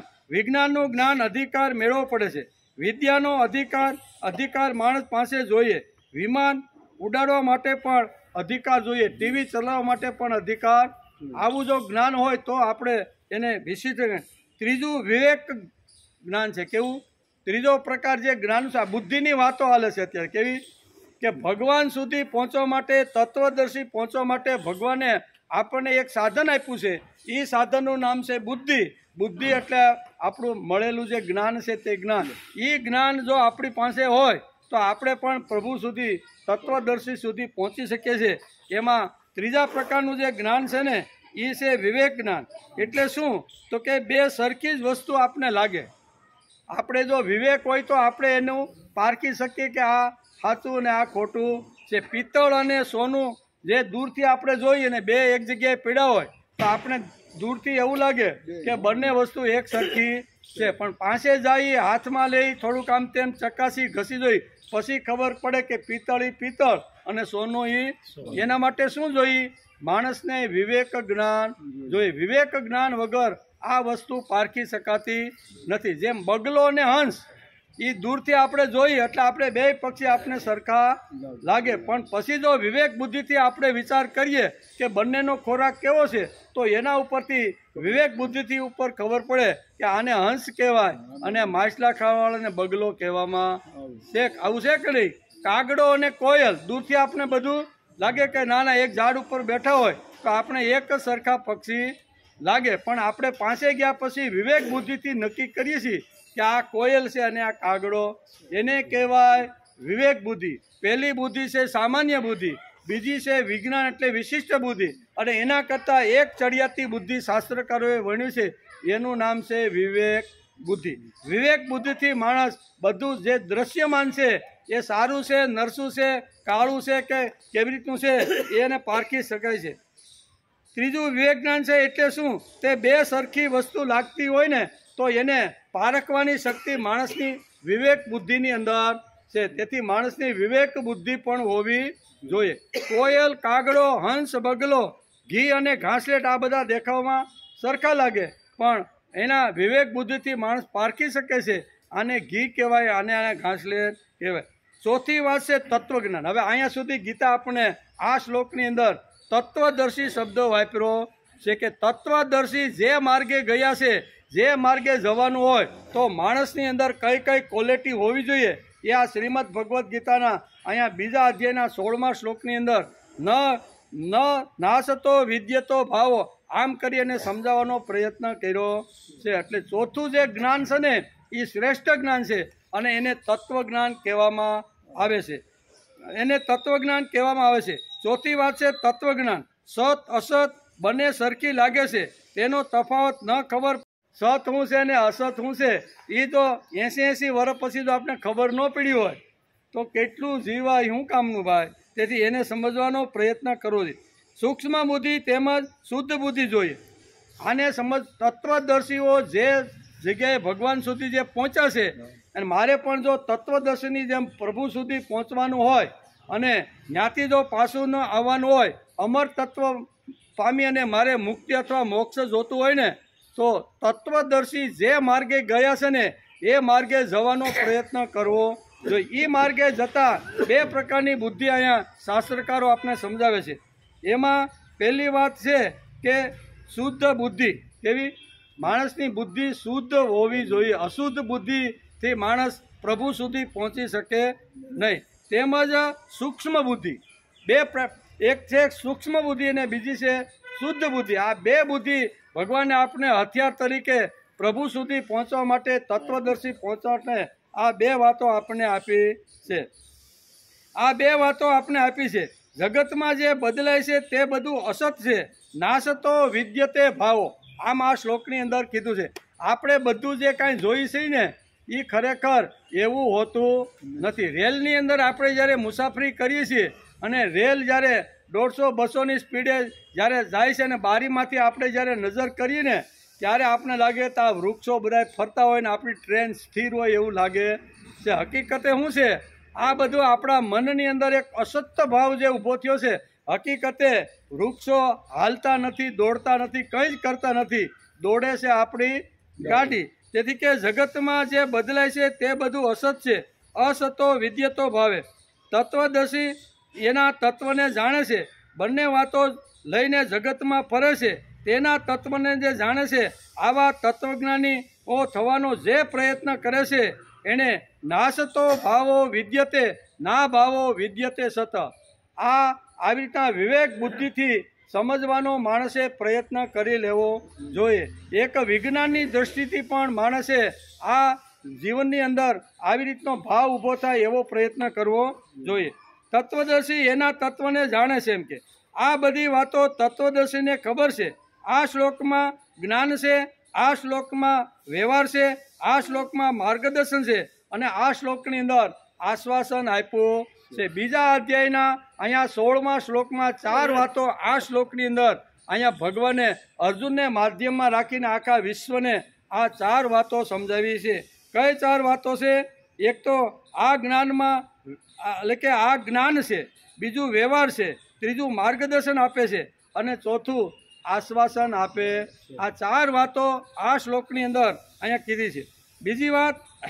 બીજી સાચી વસ્તુ નાશ નહીં પામે અને ખોટી વસ્તુ ટકવાની નથી. આ એક નિયમ છે. સાચી વસ્તુ કોઈ દી જે વૈદિક જે તત્વજ્ઞાન છે, વૈદિક જે વિચારધારા છે, એ આજે હજારો વર્ષ જે ભગવાનના મુખમાંથી જે વેદની વાણી વહી અને લોકો એટલે કે ઋષિઓએ સંકલન કરીને આપણી સામે મૂકી, એ જ તત્વજ્ઞાન હજારો વર્ષથી સત્ય છે, એ કોઈ દી નાશ થવાનું નથી અને અસત કોઈ દી ટકવાનું નથી. 5, 25, 50, 100, 200 કે વધારે 500 વર્ષ સુધી ટકે, બાકી લાંબુ ટકી શકતું નથી. એટલે કે આ સાચી વસ્તુ નાશ નહીં પામે અને ખોટી વસ્તુ ટકવાની નથી. આ કેટલું મોટું આશ્વાસન ભગવાને આ શ્લોકની અંદર આપ્યું છે. ખોટી વસ્તુ ટકવાની નથી અને સાચું કોઈ દી આવી રીતનું ખલાસ થવાનું નથી. આ ભગવાને માનવ જાતને આપેલું મોટામાં મોટું આશ્વાસન છે. તે મોટું જગતમાં બધા લોકો ગભરાઈ જાય, પણ ભગવાન આ શ્લોકમાં આશ્વાસન આપતા આપણા જેવા સામાન્ય માણસોને કહે છે કે અસત વસ્તુ ક્યારેય ટકતી નથી. એટલે એમ કે સત્વ બુદ્ધિ અને શુદ્ધ બુદ્ધિ હોય તે તત્વદર્શી, તે તત્વજ્ઞાની મહાપુરુષ થઈ શકે. જેના જીવનમાં રુદન નથી અને જેના જીવનમાં માગણી નથી એને તત્વજ્ઞાની કહેવામાં. જેના જીવનમાં રુદન નથી અને જેના જીવનમાં કોઈ દી સમાજની સામે પણ લાંબો હાથ કર્યો નથી કે મારે આવું મોટું કામ આધ્યાત્મિક કરવાનું છે તો તમે મારી જોડીમાં કંઈક પૈસા નાખો. જે સમાજની સામે પણ ભગવાનને પણ કહેતો નથી, સમાજને પણ કહેતો નથી, એવો જે તત્વજ્ઞાની છે એનું તત્વજ્ઞાન આ જગતમાં ટકવાનું છે. સત્વબુદ્ધિ અને શુદ્ધ બુદ્ધિ હોય તે તત્વદર્શી, તેને કહેવાય તત્વજ્ઞાની, તેને કહેવાય મહાપુરુષ. અને આવા મહાપુરુષો જે ભગવાન પાસે ગયા છે તેવું જો સામાન્ય માણસને જવાનું હોય તો માણસની પાસે સત્વબુદ્ધિ, વિવેક બુદ્ધિ, શુદ્ધ બુદ્ધિ અને આવી રીતે વિજ્ઞાનની દ્રષ્ટિ, આ 4 વાતો જેની પાસે હોય ને, એ જ્યાં તત્વદર્શી પહોંચ્યો હોય છે ત્યાં સામાન્ય માણસ પણ પહોંચી શકે છે. આ કેટલું મોટું આશ્વાસન છે. આપણને એમ થાય છે કે તુકારામ છે, એકનાથ છે, નરસિંહ મહેતા છે, મીરાબાઈ છે, એ બધા તત્વદર્શીને ભગવાન સુધી પહોંચી ગયેલા છે. હવે અમે તો સંસારમાં અમે ક્યાંથી ભાઈ ત્યાં સુધી પહોંચી શકીએ? એવા લોકોને ભગવાને આ 16મા શ્લોકની અંદર અહીંયા આશ્વાસન આપી દીધું, તું પણ ત્યાં સુધી પહોંચી શકે છે એવું અહીં કીધું. એટલે કે બીજી વાત જ્ઞાન એટલે ભગવત સ્પર્શી જીવન કેવું હોય તે આ શ્લોકની અંદર બતાવ્યું છે. ભગવત સ્પર્શી એટલે ભગવાનને ધ્યાનમાં રાખીને જીવન જીવવાનો જે પ્રયત્ન કરતો હોય એનું જીવન કેવું હોય તે આ શ્લોકની અંદર અહીંયા ભગવાન અર્જુનને સમજાવે છે. કે ભગવાને સમજાવ્યું છે તત્વદર્શી જીવન એ એક ઘરેણું છે, એ એક આભૂષણ છે. કેવું? તત્વદર્શી જ્ઞાની એટલે કે મીરાબાઈ છે, તુકારામ છે, એકનાથ છે, એ આપણા તત્વદર્શી મહાપુરુષો છે, સંતો છે. તો એ તત્વ અહીં કહે છે કે એણે સમજાવ્યું કે તત્વદર્શીના જીવનમાં એ જે કાંઈ ઘરેણું છે, જે કાંઈ આભૂષણ છે, જે કાંઈ રત્ન છે, વૈભવ છે, તે માણસે લેવાનો પ્રયત્ન કરી અને ત્યાં સુધી જવાનો પ્રયત્ન કર્યો. તેથી નાસતો વિદ્યતે ભાવો ના ભાવો વિદ્યતે સત ઉભયો રપી દષ્ટોંત તત્વદર્શભી. આ તત્વદર્શી શબ્દ એટલે તત્વજ્ઞાની. કે આવો તત્વજ્ઞાની જ્યાં પહોંચ્યો છે ત્યાં સામાન્ય માણસને પહોંચવા માટે ભગવાને સર્વસામાન્ય માણસને એક સાધન આપ્યું છે અને એ સાધન છે બુદ્ધિ. બુદ્ધિથી માણસ પ્રભુ સુધી પહોંચી શકે છે, તત્વદર્શી સુધી પહોંચી શકે એમ આ શ્લોકની અંદર ભગવાન આપને સમજાવવા માગે છે. તેથી ભગવાનનું પૂજન આપણે સવારે કરીએ, સવારે વહેલા ઉઠી નાહી ધોઈ ભગવાનની પાસે બેઠા, ભગવાનને તિલક, ભગવાનને માળા, ભગવાનને ભોગ, ભગવાનને કહી જાય રમકડા થોડાક રમાડ્યા, જે કાંઈ કર્યું ને એ અડધો પોણો કલાક ભગવાનને આપણે ખુશ કરવા માટે આપણે બધાએ ભગવાનને રમકડા પણ રમાડ્યા. અને જ્યાંથી પછી પૂજા પૂરી થાય, આપણું શું કહેવાય ભક્તિ પૂરી થાય અને એ આસન ઉપરથી આપણે જ્યારે ઉઠીએ ત્યારે પ્રથમ પૂજન આપણે ભગવાનનું કર્યું અને બીજું પૂજન માણસે બુદ્ધિનું કરવું જોઈએ. બુદ્ધિનું આટલું મહત્ત્વ શાસ્ત્રકારોએ આપ્યું છે અને તેથી તિલક આવ્યું. તિલક ક્યાં? બુદ્ધિ ક્યાં છે આપણી? કપાળના મધ્ય ભાગની અંદર શાસ્ત્રો અને આજનું વિજ્ઞાન ને આજના ડૉક્ટરોને તમે પૂછો ને તો એણે પણ સંશોધન કરીને કહેશે કે બુદ્ધિનું સ્થાન હંમેશા કપાળના મધ્ય ભાગમાં હોય છે. તેથી ભગવાનનું પૂજન થઈ જાય, ભગવાનને તિલક થઈ જાય, પછી ત્યાંથી આસન ઉપર ઉઠ્યા પછી ભગવાનનું તિલક થઈ ગયા પછી મારે મારી બુદ્ધિનું તિલક કરવું જોઈએ. શા માટે? ભગવાન મારી બુદ્ધિ આડી હવળી ન થાય, આડા હવળે રસ્તે ન જાય ને, અને હું તારા સુધી પહોંચી શકું, એટલે ભગવાન તું મારી બુદ્ધિને સ્થિર, શાંત અને દિવ્ય અને ભવ્ય બનાવજે. આ તિલક પાછળનો હેતુ છે. પછી લાંબુ કરો, ટૂંકું કરો, આડું કરો કે જે કાંઈ કરવું, એમાં કાંઈ આવી રીતનું કાંઈ લખ્યું નથી કે આવું જ કરવાનું, પણ બુદ્ધિનું પૂજન માણસે રોજ કરી લેવું જોઈએ. તેથી આ શ્લોકની અંદર માણસ પાસે સૂક્ષ્મ અને તીક્ષ્ણ બુદ્ધિ હોવી જોઈએ. શ્રેષ્ઠ પુરુષ જ હોય એમ કહી શકાય. વિચારપૂર્વક જે વાત પકડીને ચાલે છે તેને મહાપુરુષ કહેવામાં. આડેધડ હાલવાનું નહીં, આડેધડ બોલવાનું નહીં અને આડેધડ જીવવાનું નહીં. આવા જે તત્વદર્શી, જે તત્વજ્ઞાનીઓ છે એ ભગવાન સુધી પહોંચી શકે છે. તત્વજ્ઞાની શ્રેષ્ઠ પુરુષ વૃત્તિને મહાન હોય છે. તે વિશ્વોદ્ધારક હોવો જોઈએ. આખા વિશ્વનો ઉદ્ધાર કેવી રીતનો થાય? દુઃખમાં પડેલો માણસ સુખમાં કેમ પાછો હસતો રમતો કિલોલ કરતો થાય? એના જ માટેનો આ તત્વદર્શી તત્વજ્ઞાનીનો વિચાર હોવો. એને કોઈ ભેદભાવ નહીં, કોઈ માણસ વચ્ચેનો આવી રીતનો તફાવત નહીં. એ વિશ્વ ઉદ્ધારક છે. કેવો? આખા વિશ્વનો ઉદ્ધાર કેમ થાય એના માટે જે પ્રયત્નશીલ હોય એને તત્વદર્શી તત્વજ્ઞાની કહેવામાં આવે છે. અને આવા તત્વદર્શી અને તત્વજ્ઞાની જ્યાં ભગવાનના ખોળામાં લાડથી જ્યાં બેઠા છે, ત્યાં જો મારે પહોંચવાનું હોય તો મારી પાસે પણ 4 વાતો હોવી જોઈએ. એમાં પહેલાં વિજ્ઞાનની વાતો પણ હોવી જોઈએ, પછી વિવેકની પણ વાતો હોવી જોઈએ, સૂક્ષ્મ બુદ્ધિ અને શુદ્ધ બુદ્ધિ હોવી જોઈએ. આ 4 વાતો જો આપણી પાસે હોય ને તો આપણે પણ તત્વદર્શી બની શકીએ છીએ. એમ ભગવાને આ શ્લોકની અંદર કહેવાનું છે. તત્વજ્ઞાની શ્રેષ્ઠ પુરુષ વૃત્તિનો મહાન હોય છે. કેવો? તત્વજ્ઞાની વૃત્તિનો મહાન હોય છે. તે વિશ્વોદ્ધારક હોવો જોઈએ, માત્ર સ્વ ઉદ્ધારક હોવો જોઈએ નહીં. પોતાનો જ ઉદ્ધાર થાય એટલે આખી દુનિયા છોડીને ગુફામાં બેસી જાય. શા માટે? તો કે મહાત્મા પોતાનો ઉદ્ધાર કરવા માટે બેઠા. આ આપણા તત્વજ્ઞાને ગીતાને માન્ય નથી. ગીતાને આવો તત્વદર્શી માન્ય છે કે જે આખા વિશ્વનો ઉદ્ધાર કરવા માટે પોતાનો ગાંઠનો પૈસો, ગાંઠનું ટિકિટ અને ગાંઠનો ટાઈમ કાઢી અને જગતના અનેક માનવની પાસે જાય અને માનવ સુખ શાંતિ અને સમાધાનથી રહે એના માટે તત્વદર્શી જ્ઞાની સતત આવી રીતનો પ્રયત્નશીલ હોય છે. એમ આ શ્લોકની અંદર ભગવાન કહે છે. હૃદયનો વૈભવ, અંતઃકરણની ઉદારતા, જ્ઞાનપૂર્ણ મગજ, ભગવત સ્પર્શી જીવન, જેના જીવનમાં રુદન અને માગણી નથી, જેનું જીવન ઈશ સ્પર્શી છે અને આખા વિશ્વનો ઉદ્ધાર કરવાનો જેણે સંકલ્પ કર્યો છે, આ બધા તત્વજ્ઞાની તત્વદર્શીઓ ભગવાનના લાડકા દીકરા બની અને પ્રભુ પાસે પહોંચી ગયા છે. ત્યાં સુધી જો પહોંચવાનું સામાન્ય માણસે હોય તો એણે પણ આવી રીતનું જીવન જીવવાનો પ્રયત્ન કરવો જોઈએ. એમ આ શ્લોકની અંદર નાસતો વિદ્યતે ભાવો, ના ભાવો વિદ્યતે કહી અને ભગવાન અર્જુનને આ વાત સમજાવે છે. એમ કરીને આજે આપણે આ શ્લોકને આજે નમસ્કાર કર્યા. આમાં તત્વદર્શી માણસ કેવો હોય અને ભગવાન સુધી પહોંચી ગયો છે, તો સામાન્ય માણસને તત્વદર્શી સુધી પહોંચવા માટે કઈ કઈ વાતો હોવી જોઈએ એ વાતો અહીંયા બહુ સરસ રીતે સમજાવવાનો પ્રયત્ન કર્યો છે. ભાવ કે સત કે અસતનો કોઈ પ્રકારનો ભાવ એની અંદર હોવો ન જોઈએ. સુખ કે દુઃખ હોય, યશ કે અપયશ હોય, એ કોઈ પણ પ્રકારનો ભાવ એને અસર કરી શકતો નથી. સુખ આવે તો ભગવાનનો પ્રસાદ છે અને દુઃખ આવે તો ભગવાને મને ઘડવા માટે, પાકો કરવા માટે ભગવાને મને દુઃખ મોકલું. આવી જેની સમજણ પાકી થઈ ગઈ છે એને તત્વદર્શી કહેવામાં આવે છે. તેથી આવા તત્વદર્શી કોણ કોણ છે એનું અહીંયા ભગવાન સંક્ષિપ્તની અંદર સુંદર મજાનું અર્જુનને સમજાવે છે. અને છે બધું આપણા માટે. આપણે પણ આવી રીતનું કરતા રહીએ. અને આ શ્લોકની અંદર સરસ મજાની વાતો છે. આવતીકાલે આપણે આવશું ત્યારે 17મો શ્લોક. એ 17મા શ્લોકમાં ભગવાન બહુ સરસ વાત કરે છે કે સત અને અસત શું છે એને આજે આપણે સમજવાનો પ્રયત્ન કર્યો.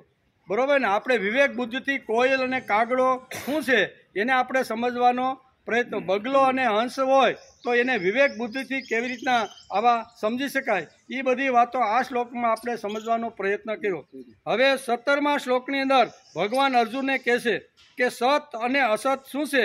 આને આગળના 2 શ્લોકમાં ભગવાન બતાવે છે. હવે ક્લિયરિટી કરે છે, આખું લિસ્ટ બતાવી કે આ હકીકતે આને સત જ કહેવાય અને આને અસત જ કહેવાય. આવા 2 વિભાગો પાડી અને ભગવાન બહુ સરસ રીતે અર્જુનને માધ્યમ બનાવીને આખા જગતનો ઉદ્ધાર કરવા માટે આ ભગવાન આપણે આ બધી વાતો કરે છે.